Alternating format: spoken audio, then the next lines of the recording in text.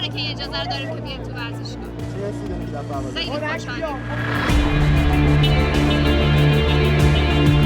اومدیم بازی تیم ملی رو ببینیم و قطعا خیلی منتظر این لحظه بودیم که کنار تیم ملیمون باشیم. خیلی حس خوبیه.